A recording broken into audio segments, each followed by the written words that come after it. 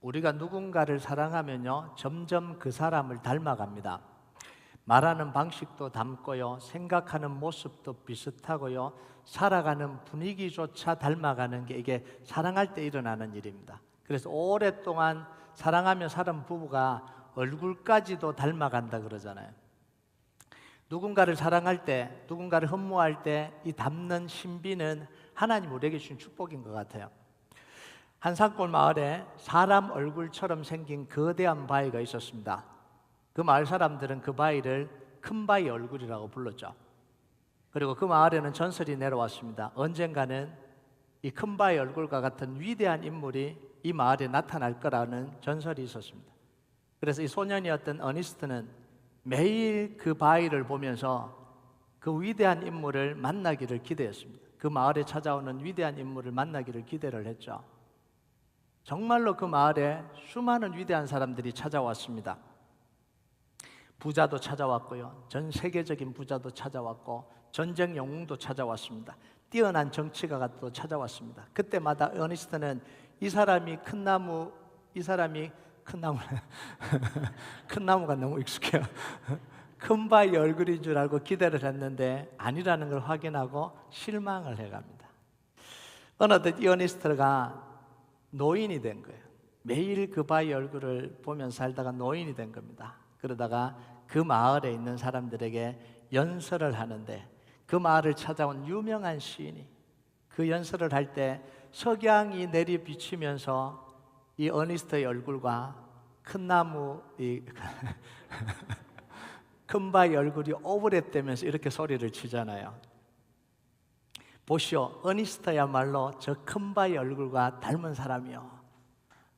멀리서 찾았는데 매일매일 그 큰 바위 얼굴을 사모하고 바라보다 보니까 자기의 모습이 그렇게 변해 있는 걸 발견하는 거예요.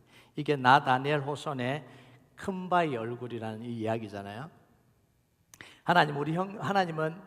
우리는 하나님의 형상을 따라서 지음받았습니다. 현대적으로 표현하면 하나님의 DNA가 우리 안에 심겨져 있는 거예요.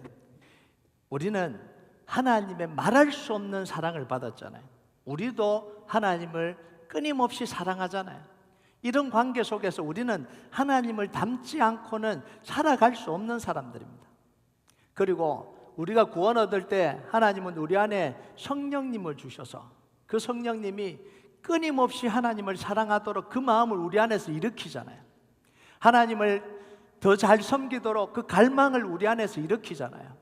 그래서 성도들 마음 속에는 두 가지 마음이 항상 공존합니다. 하나님을 더 사랑하고 싶은 마음, 하나님을 위해서 더 잘 섬기고 싶은 마음이 우리 안에서 일어나잖아요. 아멘 하십니까? 네, 이 마음이 있잖아요. 그리고 또 한편에서는 그러지 못해서 안타까운 마음, 그러고 싶은데 내 상황이, 내 그런 노력이, 내 어떻게 보면 열심히 그것에 미치지 못하기 때문에 오는 그런 죄송한 마음, 이 마음이 늘 공존하고 살아가고 있잖아요.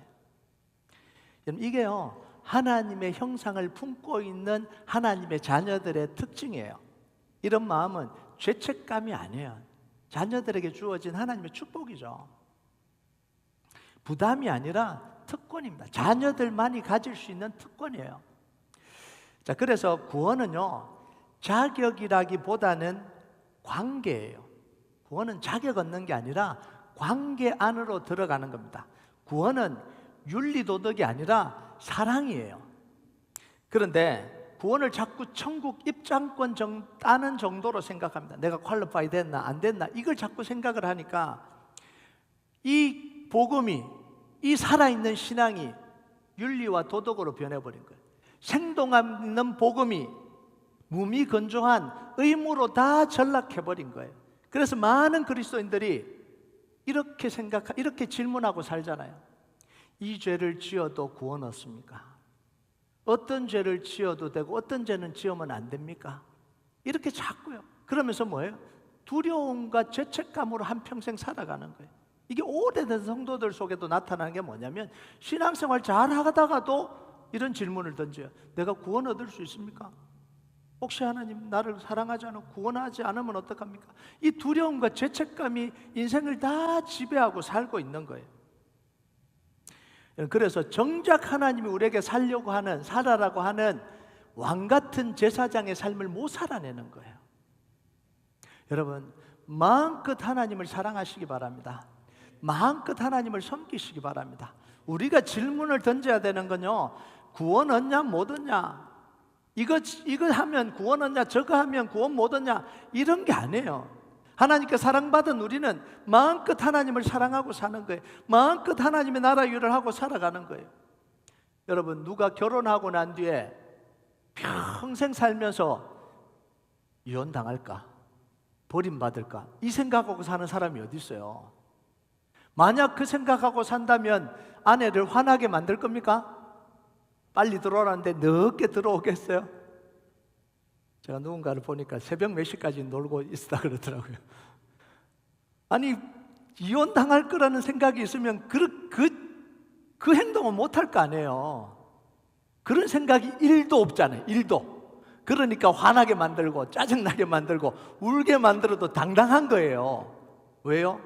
이 결혼이라는 게 퀄리파이 된 게 아니라 관계잖아요. 사랑 안에 있으니까.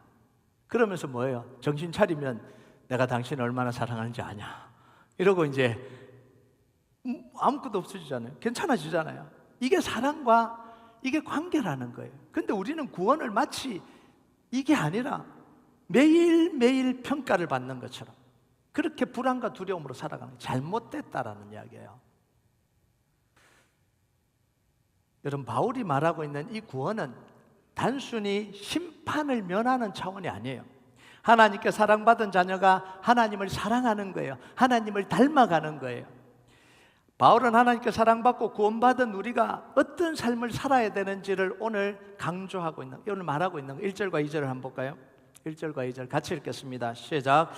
그러므로 사랑을 받는 자녀같이 너희는 하나님을 본받는 자가 되고 그리스도께서 너희를 사랑하신 것 같이 너희도 사랑 가운데서 행하라. 그는 우리를 위하여 자신을 버리사 향기로운 제물과 희생 제물로 하나님께 드리셨느니라.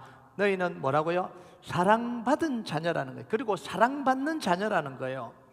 여러분, 하나님께 사랑받은 사람은 하나님을 닮아가고 그리스도의 사랑을 경험한 사람은 그 사랑을 드러내기를 원하잖아요. 예수님은 우리를 너무너무 사랑하셔서 자신을 향기로운 희생제물로 하나님께 드리면서 우리를 살리셨잖아요. 우리를 구원하셨잖아요. 우리도 그래서 살리는 삶을 살고 싶은 거예요. 누군가 돕고 싶잖아요. 울고 있는 사람 눈물 닦아주고 싶잖아요. 영혼을 구원해주고 싶잖아요. 문제가 있으면 복음을 전해서 회복시켜주고 싶잖아요. 그 마음이 왜 일어나는 거예요? 우리 안에 예수 그리스도가 계시기 때문에 그 일이 일어나는 거예요. 이게 뭐냐면 왕같은 제사장의 삶을 살아가는 거예요. 이게. 그런데 바울이 안타까웠던 게 뭐냐면 이런 자연스러운 현상이 에베소 성도들에게, 일부에게, 전체는 아니죠, 일부 성도들에게 이런 모습이 나타나지 않는 것에 대한 안타까움이에요. 여전히 과거 모습대로 살고 싶어하고 자신의 욕망과 욕구대로 살고 싶어하는 모습이 드러나니까 그게 안타까운 거예요. 그래서 3절과 4절을 한번 볼까요? 같이 읽겠습니다. 시작. 음행과 온갖 더러운 것과 탐욕은 너희 중에서 그 이름조차도 부르지 말라. 이는 성도에게 마땅한 말이라. 누추함과 어리석은 말이나 희롱의 말이 마땅치 아니하니 오히려 감사하는 말을 하라. 하나님께 사랑받고 하나님의 자녀가 된 너희가 왜 아직도 음행과 더러운 것과 탐욕을 부리면서 살고 있냐, 이런 이야기예요. 왜 아직도 누추한 말과 어리석은 말과 희롱하는 말을 입에 달고 살아가냐라는 거예요. 이게 바울이 안타까운 호소잖아요. 바울은 계속해서 호소를 넘어서 이제 경고로 나아갑니다. 5절을 한번 볼까요? 5절 같이 읽겠습니다. 시작. 너희도 정녕 이것을 알거니와 음행하는 자나 더러운 자나 탐하는 자 곧 우상 숭배자는 다 그리스도와 하나님의 나라에서 기업을 얻지 못하리니. 이 말씀을 읽으면 항상 뭐냐면 구원받지 못하는 죄가 뭐지? 이렇게 생각하는데 이게 아니에요. 구원받지 못하는 죄를 나열하고 있는 게 아닙니다. 믿지 않는 이방인들이 살아가는 삶의 일반적인 형태를 지금 나열하고 있는 거예요. 이렇게 산다. 구원받지 못한 사람, 하나님을 만나지 못한 사람, 하나님과 관계없는 사람은 이렇게 산다. 이걸 나열하고 있는 거예요. 여러분, 구원은 두 가지인데요. 하나는 관계적입니다. 구원은 관계적이에요. 또 하나는 구원은 현대적인과 동시에 미래적입니다. 현재와 미래예요. 현재 구원 얻고 미래에 구원이 완성되죠. 구원받은 순간부터 하나님의 통치와 돌봄의 관계가 시작된다. 그래서 관계예요. 구원 얻는 순간부터 하나님과 돌봄과 통치의 관계가 시작이 되는 거예요. 그 통치와 돌봄의 관계는 언제까지 지속이 돼요? 우리가 살아가는 평생을 지속되는 거예요. 임마누엘 되신 하나님이 우리를 지켜주시는 거예요. 그리고 이 삶은 영원한 하나님의 나라까지 이어지는 겁니다. 이걸 신학적으로 성도의 견인이라고 이야기를 해요. 그러니까 우리를 사랑하시고 우리를 구원하신 하나님은 관계를 맺고 통치하시고 다스리시고 보호하시고, 그때부터 시작해서 우리가 평생 하나님이 우리와 인도하시고 동행하시다가 영원한 하나님의 나라까지 우리를 인도해 가시는 거예요. 이게 구원의 과정입니다. 자, 그래서 구원은 뭐예요? 관계고 사랑입니다. 따내는 게 아니에요. 자격을 쟁취하는 게 아니라 하나님의 관계와 사랑의 관계 안으로 들어가는 게 이게 구원입니다. 자, 그런데 이 에베소 교인들의 일부의 모습을 보니까 하나님의 통치를 거부하고 있잖아요. 옛 모습 그대로 살아가고 어둠 속에서 지금 살아가고 욕망을 위해서 살아가고 자기 욕구를 위해서 하고 이방인처럼 다 살아가는 게 뭐예요? 하나님과 관계 없이 사는 거라는 거예요. 관계 없이. 결국 이렇게 살아가면 그리스도와 하나님의 나라의 기업을 얻을 수 없을 수 있다라는 엄중한 경고를 지금 하고 있는 거예요. 왜? 관계가 안 맺어졌는데 갑자기 어떻게 구원이 이루어져요? 하나님의 사랑의 관계가 없는데 어떻게 갑자기 구원이 돼요? 여러분, 누군가를 사랑하는 관계가 안 맺어졌는데 어떻게 결혼이 되냐고요. 관계를 맺고 사랑하고 서로 소통이 일어나고 친밀감이 일어나는 게 그게 결혼으로 이어지는 거지. 갑자기 막 한 사람이 마음을 짝사랑을 막 하다가 갑자기 결혼해 주세요 이러면 어떻게 되는 거예요? 도망가죠. 나를 사랑해 주셔서 감사합니다. 그런 사람 없어요. 다 도망가요. 이게 관계와 사랑이에요. 근데 문제가 뭐냐면 에베소 교회 안에 이렇게 살아도 괜찮다라고 부추기는 사람들이 있었다라는 거예요. 그렇게 해도 구원 얻는다라고 부추기는 사람들이 있었다라는 거예요. 6절을 한번 볼까요? 6절을 같이 읽겠습니다. 시작. 누구든지 헛된 말로 너희를 속이지 못하게 하라. 이로 말미암아 하나님의 진노가 불순종의 아들들에게 임하나니. 어떤 사람들은 이렇게 이야기를 하는 거예요. 잘 들으셔야 돼요. 함부로 아멘 하시면 안 돼요. 하나님은 사랑이시다. 구원은 율법으로 받는 게 아니라 은혜로 받는 거다. 이미 하나님이 구원하시고 자녀가 되었기 때문에 어떤 죄를 지어도 하나님은 다 용서하신다. 아멘 하고 싶죠? 네. 내용으로 보면 별 아닌 것 같은데 이건 복음을 심각하게 왜곡시켜 가려고 그러는 거예요. 하나님과의 관계를 깨트리고 하나님의 닮기를 거부하게 만들려고 이런 이야기를 하는 거예요. 그럼 우리가 구원 얻었다라는 건 뭐냐면 그 다음부터 하나님을 닮고 싶어져야 되는 거잖아요.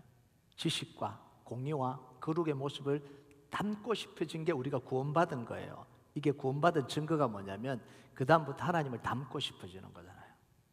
사랑하는 증거가 뭐예요? 만나고 싶고 교제하고 싶고 계속해서 함께 있고 싶고, 이게 사랑하는 증거잖아요. 구원받은 증거가 그겁니다. 하나님 우리 안에 하나님 형상이 들어오고 하나님 사랑을 받았으면 그 다음 우리는 뭐예요? 하나님을 사랑하고 싶고 하나님을 위해서 살고 싶고 하나님을 위해서 드리고 싶고, 이게 정상적인 반응이잖아요. 근데 이 이야기를 왜 하냐면 그걸 안 하기 위해서 하는 거예요. 그래서 초대교회 안에 두 가지 흐름이 있었어요. 첫 번째는 뭐냐면, 자, 이것도 잘 보세요. 구원은 하나님의 은혜로 주어지는 것이지 인간의 도덕적인 행위에 좌우되지 않는다. 정말 맞는 말이잖아요. 그런데 이걸 통해서 뭘 주장하냐면 도덕 폐기론을 주장하는 거예요. 어떻게 살아도 괜찮다. 우리 행위와는 상관없기 때문에 하나님 우리를 사랑해 주시고 구원해 주시면 우리가 어떤 행위를 해도 상관없다라는 거예요. 이게 말이 안 되는 이야기잖아요. 복음을 희석시키는 거, 오해시키는 거예요. 그 또 하나가 뭐냐면 아직 영지주의가 완성되지 않았을 때 초기 영지주의 사상이 이때 드러나기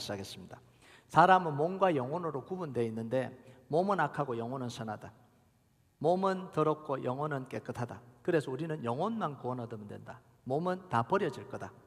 그래서 우리가 영혼만 구원 얻으면 되기 때문에 육체는 마음대로 굴려도 된다. 육체의 욕구를 다 즐겨도 어차피 썩어지고 묻혀질 거기 때문에 그거 마음대로 해도 된다. 영혼만 구원 얻으면 된다. 그 영혼을 구원 얻기 위해서는 특별한 지식이 필요하다. 그 지식을 알고 나면 우리는 이미 하나님께 우리 영혼이 구원 얻었기 때문에 이 땅에서 육체는 어떻게 살아도 괜찮다. 구원의 날에 영혼만 구원받으면 된다. 이게 뭐냐면 방탕주의로 흐르게 만드는 거예요. 이 사상이 삶에 완전히 방탕하게 만드는 거예요. 여러분, 이게 오늘날 구원파 이단과 값싼 은혜의 시초를 제공을 했습니다.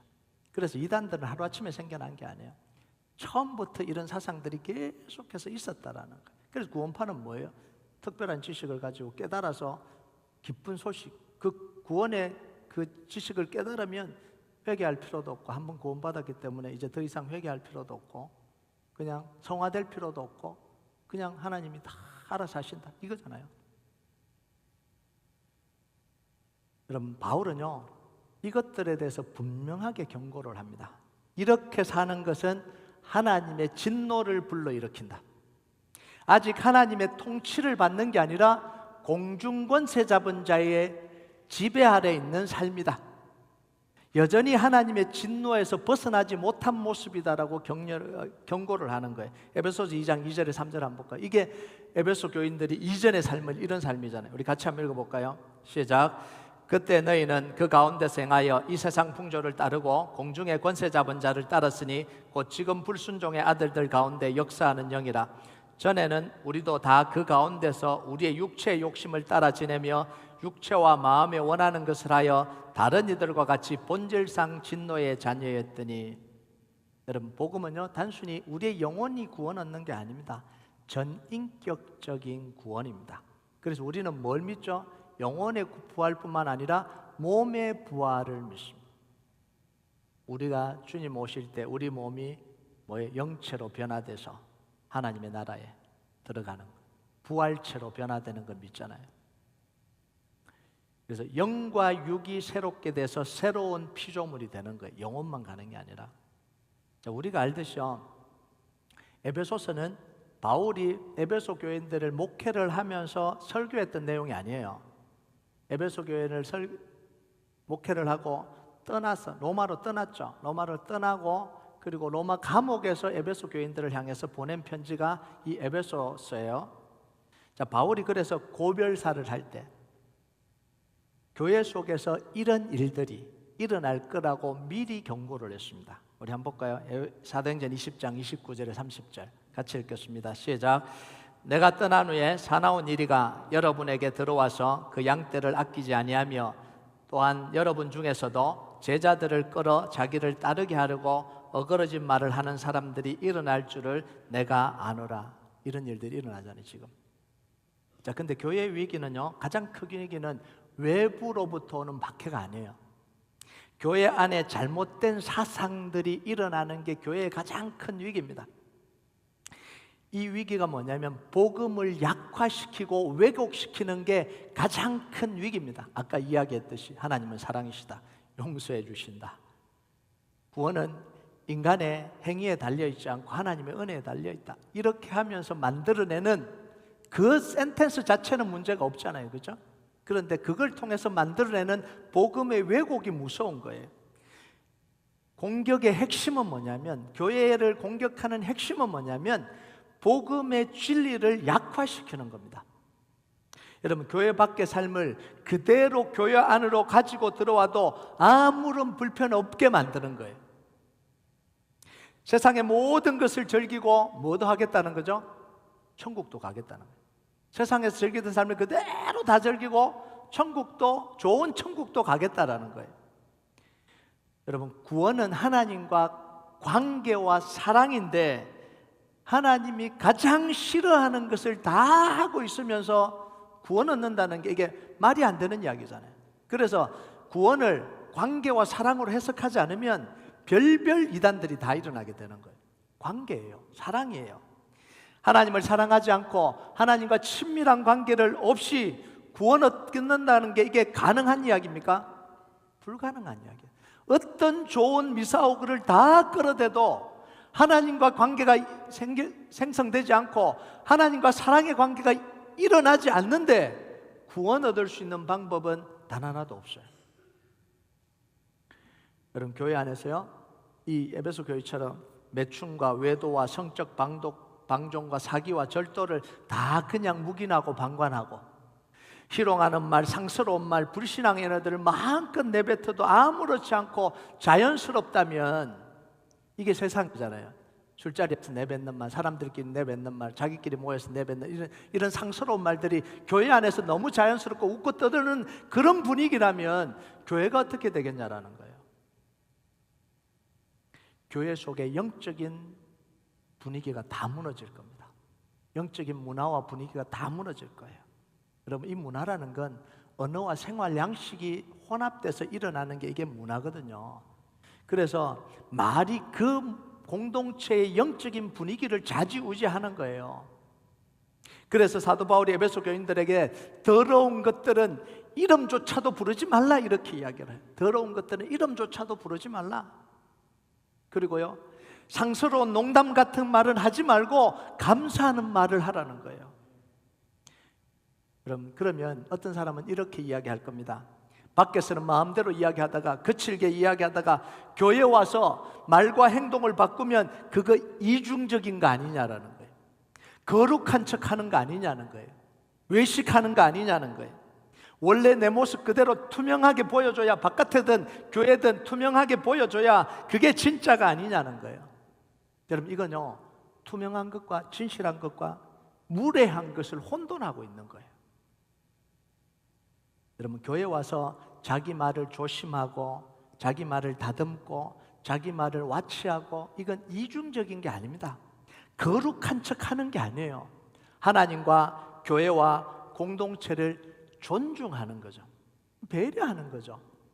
세상에서 사용하는 말과 행동을 그대로 드러내는 게 그게 투명한 게 아닙니다. 예의가 없는 거예요. 예의가 없는 거. 서로를, 상대를 배려하지 않는 거죠. 나는 보통 이렇게 말을 써. 그래도 교회 와서도 나는 이렇게 써. 이건 배려가 없는 거죠. 배려가. 진실한 게 아니라 배려가 없는 거예요.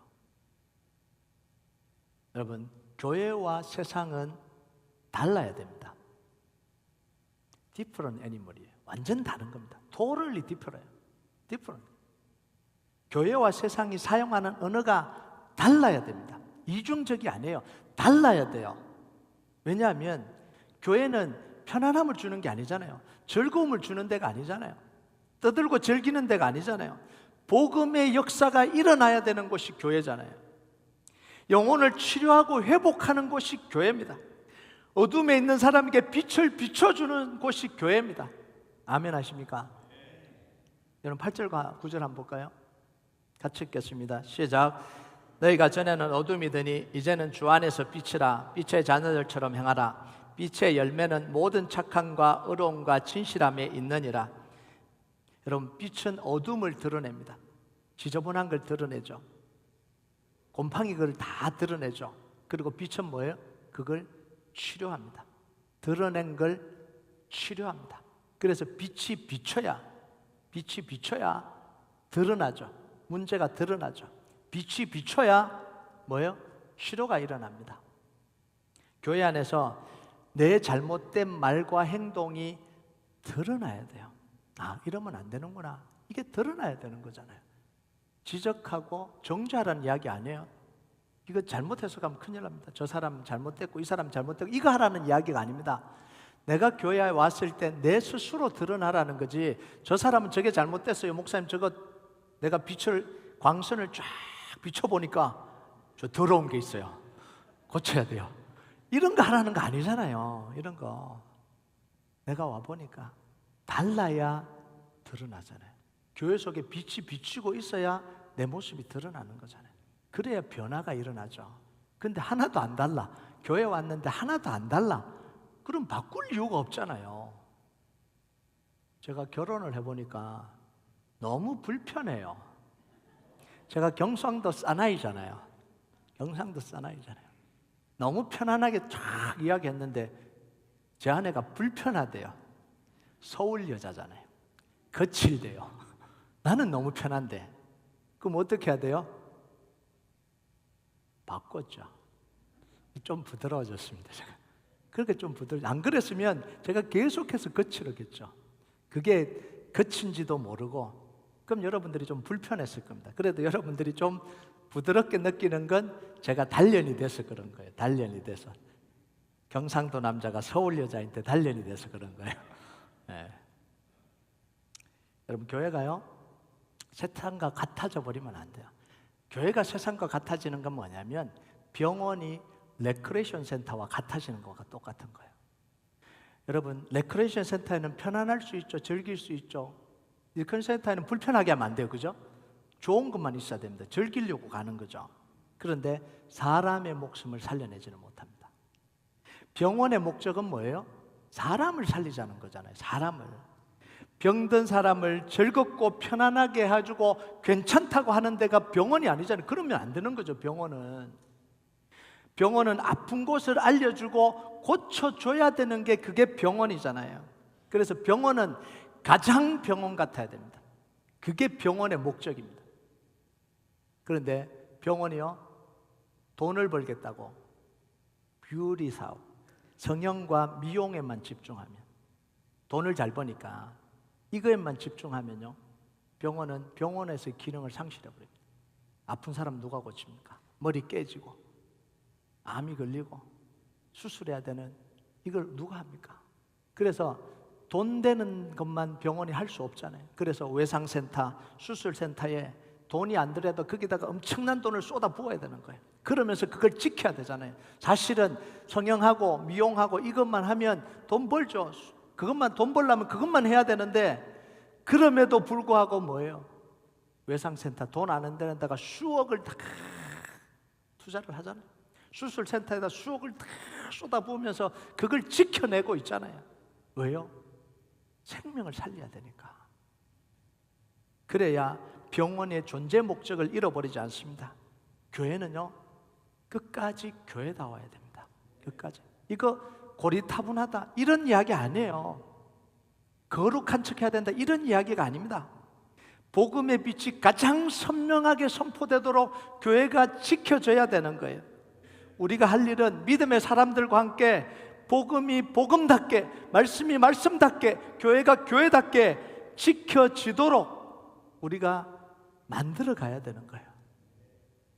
여러분, 에베소 교회에 이런 문제들이 바울이 떠난 뒤에 그냥 갑자기 생겨난 게 아니에요.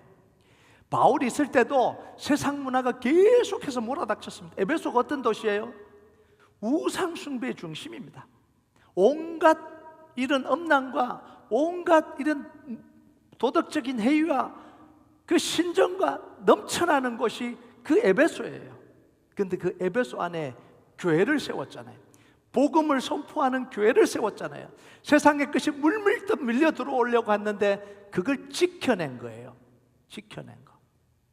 여러분, 사도행전 20장 31절 32절 한번 볼까요? 같이 읽겠습니다. 시작.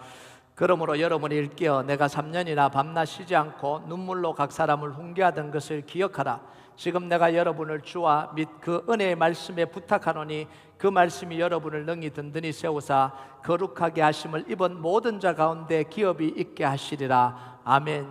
바울은 끊임없이 눈물과 기도로 말씀을 선포하고 훈계하고 함께 하나님의 나라를 복음을 지키기 위해서 그렇게 수고했다라는 거예요.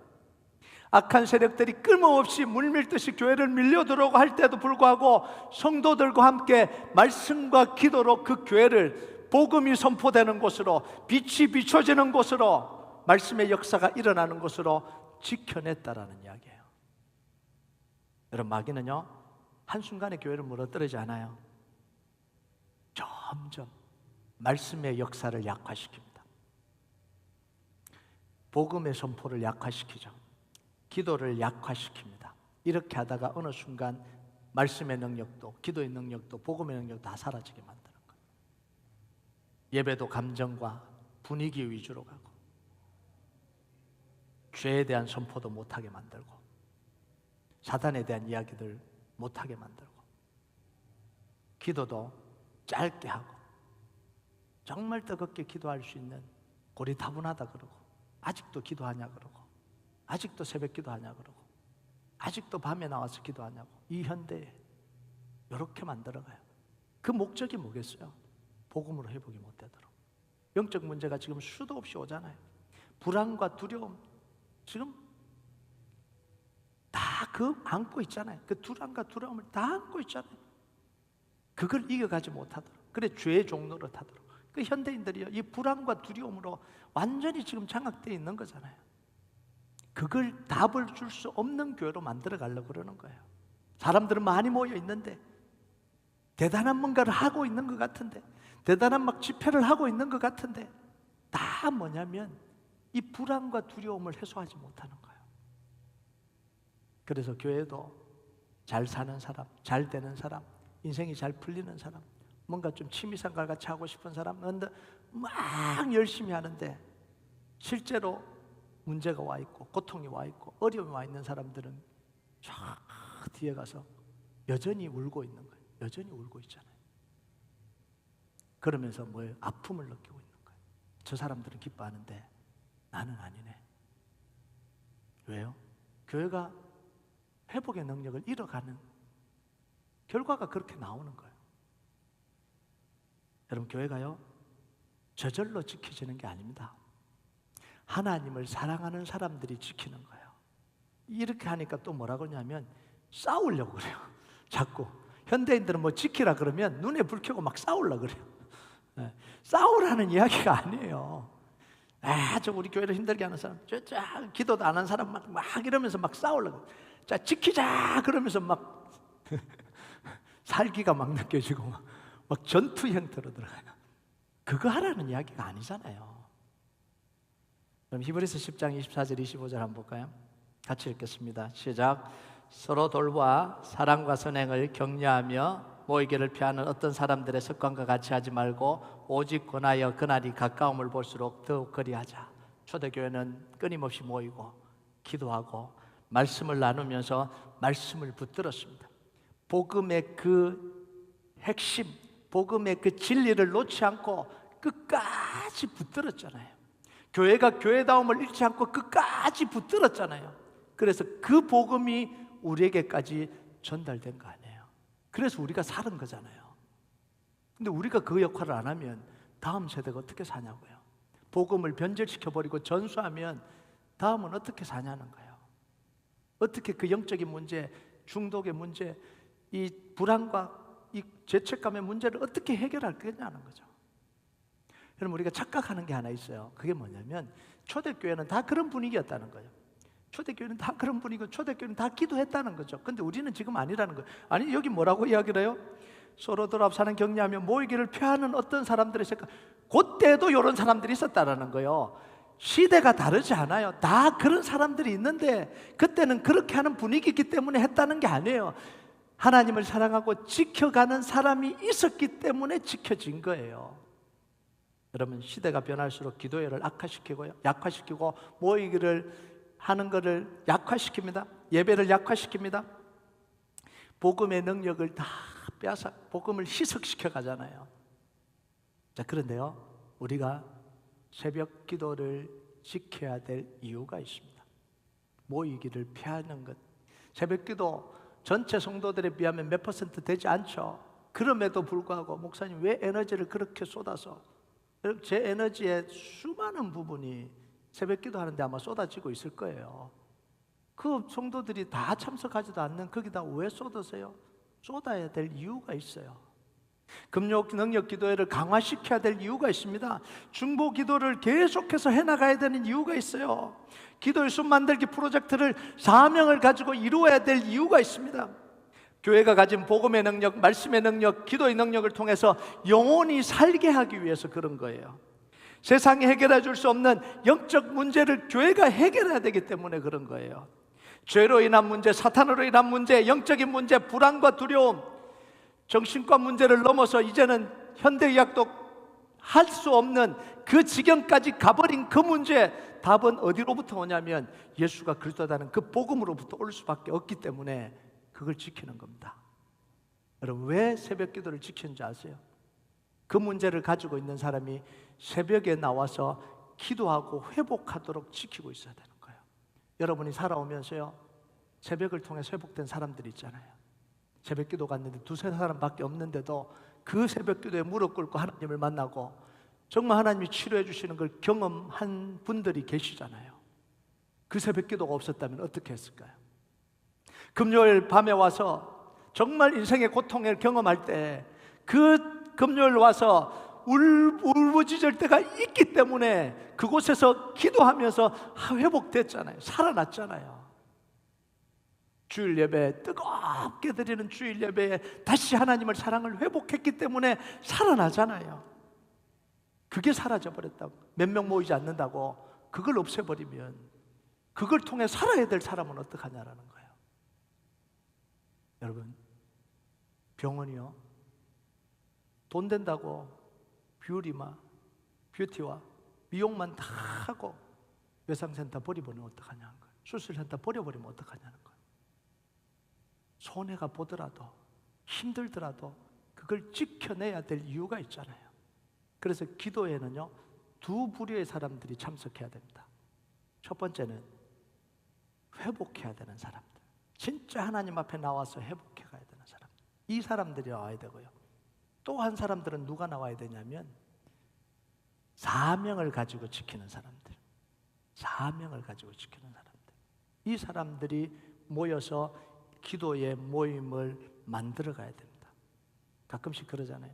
목사님, 저는 기도 제목이 없어요. 기도할 이유가 없네요. 아니죠. 기도의 자리를 지킬 사명을 감당해야 돼요.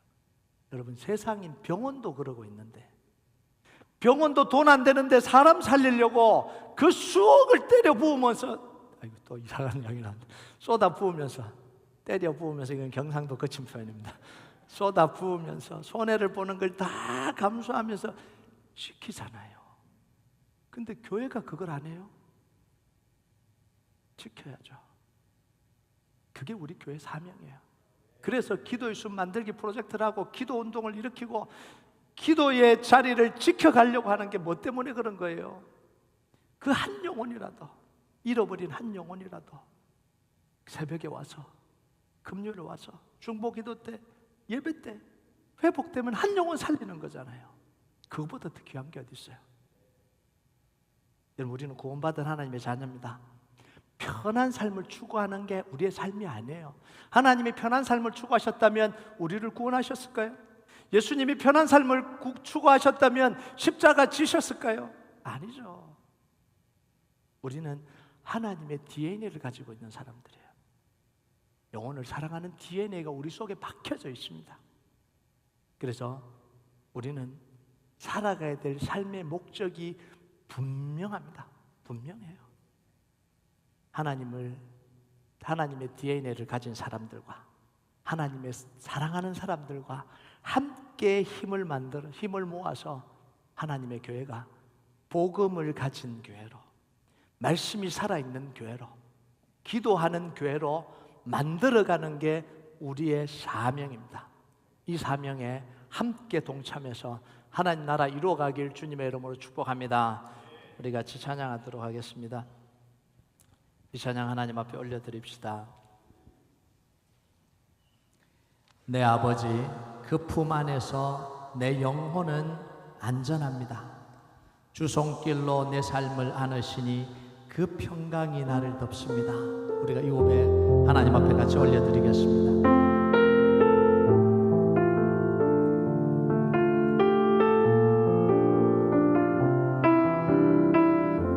내 아버지, 그 품 안에서, 내 아버지 그 품 안에서 내 영혼은 안전합니다. 주 손길로 내 삶을 안으시니 주 손길로 내 삶을 안으시니 그 평강이 나를 덮습니다. 내 아버지, 그 품 안에서 내 영혼은 안전합니다. 아버지 그 품 안에서 내